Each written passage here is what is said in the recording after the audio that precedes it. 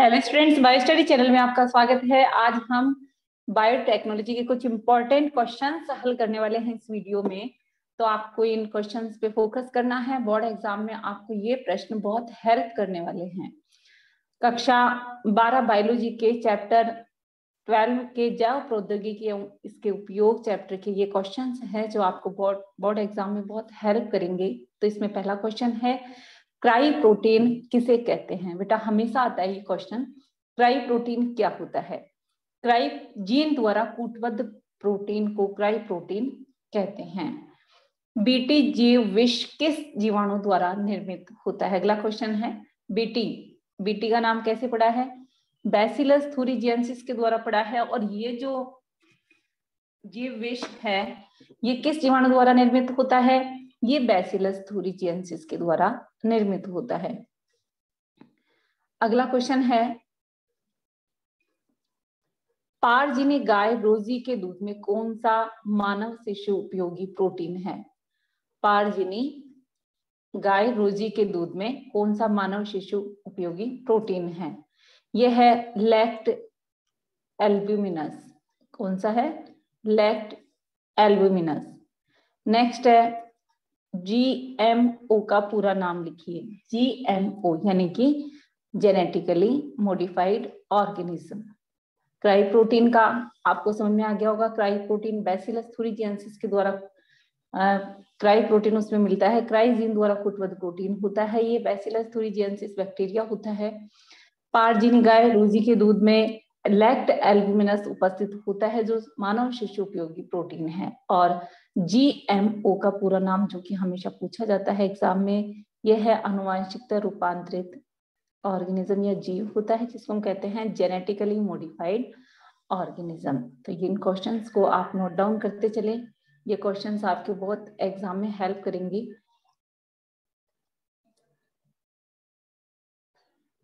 ये जो जीएमओ है ये क्या है, यानी इसको डिफाइंड कैसे किया जाए? आपको परिभाषा में लिखना है, ऐसे पौधे, जीवाणु, कवक, जंतु जिनके जीनों को कृत्रिम रूप से बदल दिया गया हो, कृत्रिम रूप से बदल दिया गया हो, आनुवांशिकता रूपांतरित जीव कहलाते हैं, जेनेटिकली मॉडिफाइड ऑर्गेनिज्म। अगला क्वेश्चन है, बीटी कॉटन में क्राइजीन किस जीव से स्थानांतरित किया गया? यह है बैसिलस थूरिजिएंसिस नामक जीवाणु से प्राप्त होता है क्राइजीन। एलिजा टेस्ट यानी एलिजा परीक्षण कौन सी क्रियाविधि पर आधारित है? यह है एंटीजन एंटीबॉडी रिएक्शन पर आधारित है बेटा, प्रतिजन प्रतिरक्षीय क्रिया पर आधारित है एलिजा टेस्ट।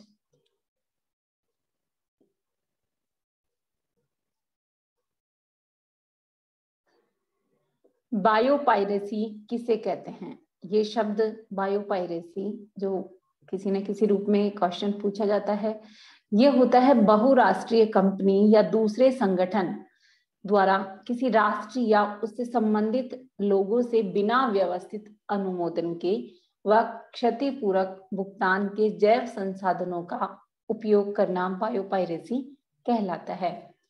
नेक्स्ट क्वेश्चन है, जीन चिकित्सा किसे कहते हैं? जीन चिकित्सा यानी जीन के बेस पर जो चिकित्सा की जाती है, जीन चिकित्सा जिसमें दोषपूर्ण जीन हटाकर नया जीन डाला जाता है, ये कहलाती है जीन चिकित्सा।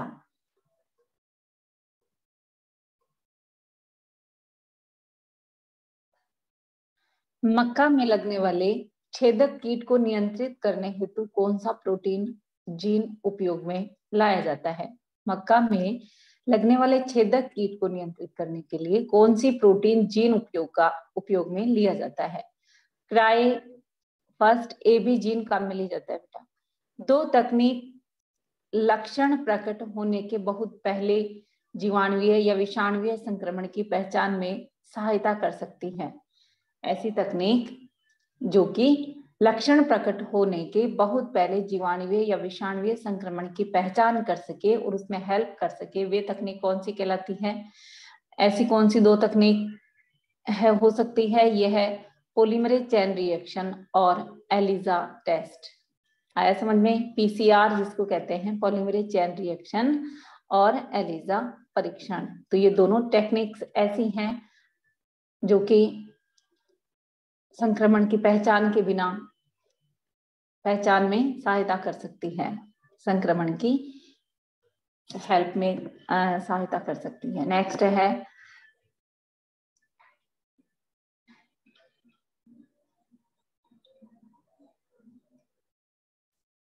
बच्चों में एडिनोसिन डीएमिनेज एंजाइम क्यों होता है? बच्चों में एडिनोसिन डीएमिनेज एंजाइम क्यों होता है? यह होता है प्रतिरक्षा तंत्र को क्रियाशील बनाए रखने के लिए। प्रतिरक्षा तंत्र को क्रियाशील बनाए रखने के लिए एडिनोसिन डीएमिनेज एंजाइम होता है। कपास की बोलवर्म को नियंत्रित करने वाले जीनों के नाम बताइए। ये होता है cry first AC and cry second AB gene. तंबाकू पादप में RNA अंतरक्षेप प्रक्रिया द्वारा किस सूत्रक्रमी के प्रति सुरक्षा उत्पन्न की गई? तंबाकू पादप में RNA अंतरक्षेप प्रक्रिया द्वारा किस सूत्रक्रमी के प्रति सुरक्षा उत्पन्न की गई? बेटा ध्यान रखिएगा, ये क्वेश्चन भी आपको बहुत अच्छे से, इस पे बहुत सारे क्वेश्चन बनते हैं। मेलेडोगाइन इनकॉग्निशिया सूत्रक्रमी के प्रति, मेलेडोगाइन इनकॉग्निशिया सूत्रक्रमी के प्रति प्रतिरक्षा उत्पन्न। क्राइजीन का कूट लेखन करने वाले जीन को फसली पादप में क्यों प्रवेश कराया जाता है? क्राइजीन का कूट लेखन करने वाले जीन को फसली पादप में क्यों प्रवेश कराया जाता है?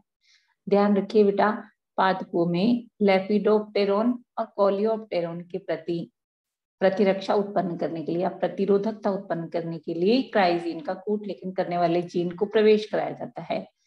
नेक्स्ट है जीन चिकित्सा का पहला प्रयोग कब हुआ? जीन चिकित्सा का पहला प्रयोग हुआ 1990 में। किस पर किया गया? ये किया गया 4 वर्षीय लड़की पर। किसके संबंध में किया गया? ADA न्यूनता रोग के उपचार के लिए। ADA न्यूनता रोग के उपचार के लिए ये प्रयोग किया गया। नेक्स्ट है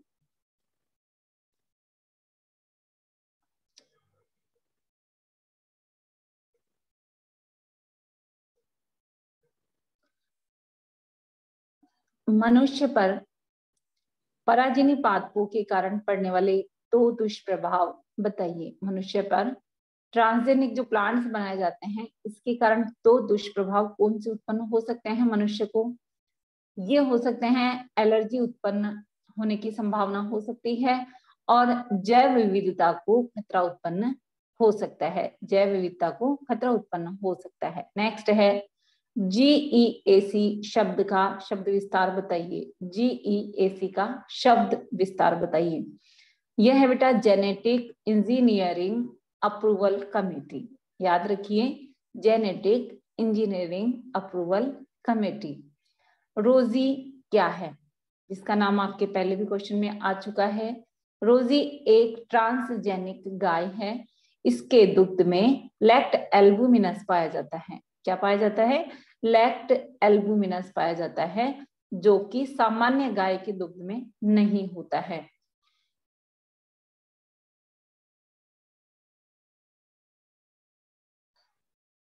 नेक्स्ट है एकस्व किसे कहते हैं? एकस्व यानी किसको कहते हैं? पेटेंट कराना। ये क्या होता है?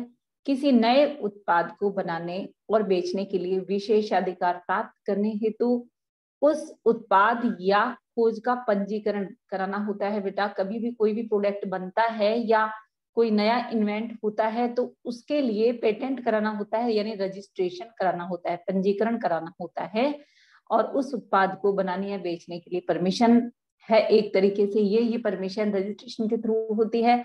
तो इस तरह का जो रजिस्ट्रेशन कराना होता है जिससे कंपनी उस नाम से या उस संबंधित व्यक्ति के नाम उसका विशेषाधिकार प्राप्त हो जाता है या पेटेंट हो जाता है या एकस्व इसे कहते हैं। ये होता है एकस्व या पेटेंट होना। कोई भी प्रोडक्ट बनता है तो उसका रजिस्ट्रेशन कराना, इसको कहते हैं एकस्व। टमाटर का मोटा छिलका जिसे दीवार पर मारने पर भी नहीं फटता है, इस टमाटर की किस्म का नाम क्या है? इसका ये व्यवहार होने का क्या कारण है? ये है टमाटर की फ्लावर सेवर किस्म। ध्यान रखिए बेटा, इस टमाटर का नाम है फ्लावर सेवर। इसके फल भित्ति का मोटा होने का कारण कोशिका भित्ति को अपघटित करने वाला एंजाइम कौन सा है? पॉलीगैलेक्टोरोनिडेज का कम होना। जो कोशिका भित्ति या फल भित्ति को जो अपघटित करने वाला एंजाइम होता है, ये एंजाइम इस टमाटर की किस्म के अंदर कम मात्रा में पाया जाता है। ये है फ्लावर सेवर जो टमाटर की किस्म है।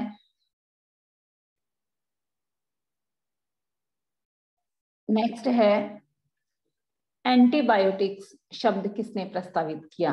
एंटीबायोटिक्स शब्द एस वॉक्समैन ने सर्वप्रथम प्रस्तावित किया।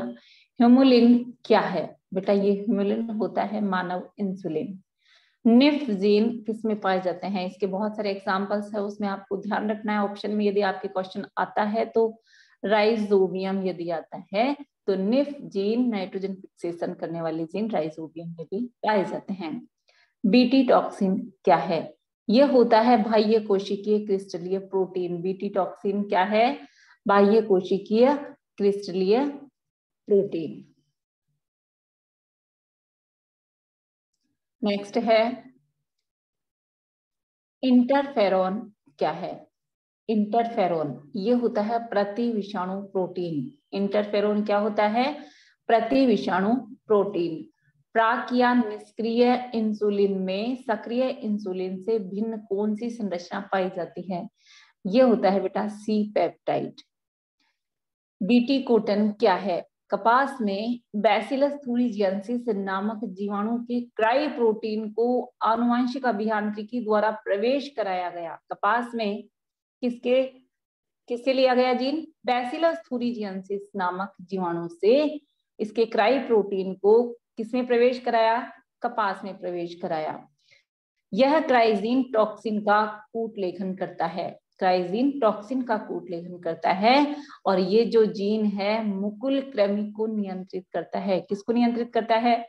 मुकुल कृमि को नियंत्रित करता है।